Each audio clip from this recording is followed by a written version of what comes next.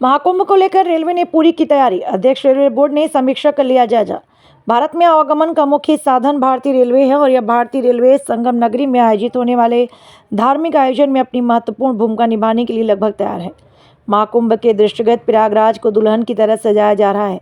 ऐसे में भारतीय रेलवे भी महाकुंभ से जुड़े सभी 9 स्टेशनों को चमकाने में जुटी हुई है।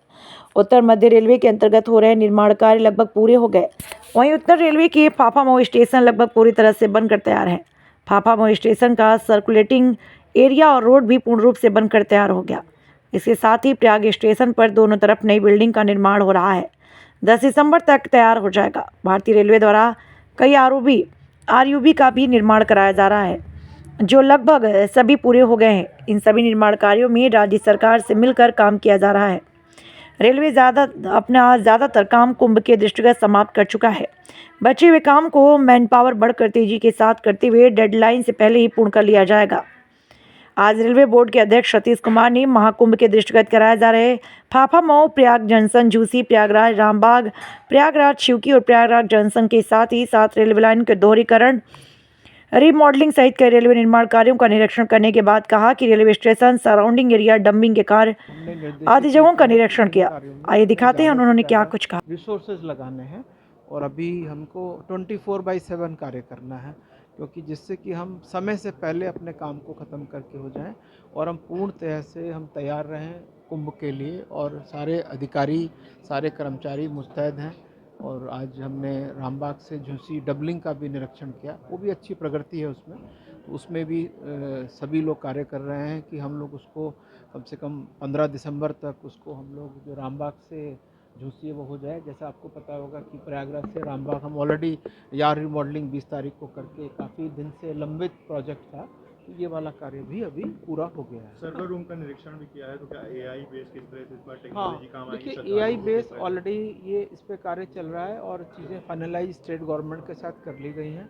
और जो भी प्रोटोकॉल एआई बेस का होगा, वो जो कि स्टेट गवर्नमेंट जो एआई यूज़ करेगी वो ही हमको सुविधा मिलेगी, बिकॉज क्योंकि स्टेट गवर्नमेंट जो बहुत ही state of art AI use करने जा रही है। एक क्राउड मैनेजमेंट जो भीड़ आती है, देखिए, जितना अभी हम लोग कार्य कर रहे हैं इसमें ज़्यादा से ज़्यादा कार्य क्राउड मैनेजमेंट के लिए ही है।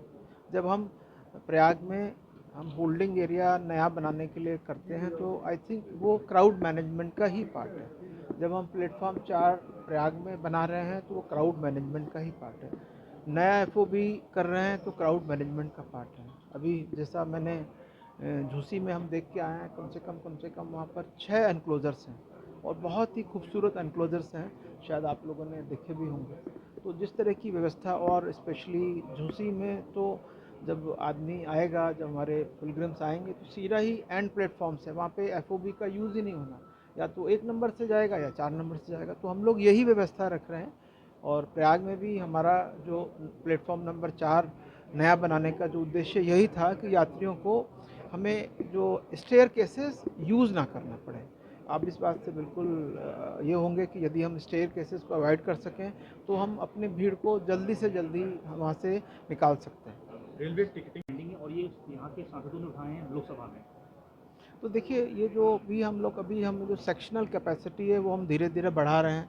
तो जैसे जैसे सेक्शनल कैपेसिटी बढ़ती जाती है, तो जितनी भी ये डिमांड आती है, फिर हम लोग सब उसका एग्जामिनेशन करते हैं और जहाँ जहाँ पे संभव होता है वहाँ पर नई गाड़ियाँ, नई फ्रिक्वेंसी बढ़ाई जाती है। कुछ ट्रेनें मेन प्लेटफॉर्म से हटा के सुविधागंज कर दी गई, जो मुख्य ट्रेन। यात्रियों को उसमें कुछ भी असुविधा नहीं होगी। यदि आप इस मामले में दिल्ली में लें, तो दिल्ली में जो नई दिल्ली रेलवे स्टेशन था, हजरत निजामुद्दीन है, आनंद विहार है, तो ये दिक्कत के लिए नहीं है। आजकल जो पूरा शहर जो है विभिन्न भागों में बटा है और हर जगह हमारे रहते हैं। और अभी जैसा कि सुबेदारगंज में तो नया कंप्लीट आपका आरओबी बिल्कुल नया बन रहा है। ये जो भी डेवलपमेंट हो रहे हैं, ये आइसोलेटेड नहीं हो रहा है, ये मैं आपको बता रहा हूँ। टोटल नया जो स्टेट गवर्नमेंट सुबेदारगंज में आरओबी बना रही है, तो वो यात्री जो है बहुत ही जल्दी से पहुंचेंगे। और जब जल्दी पहुंचेंगे तो दूरी जो है वो डिपेंड करती है कि कैसा रोड डेवलप्ड है। यदि आपका रोड डेवलप बहुत अच्छा है तो कुछ भी टाइम नहीं लगता है। Thank you.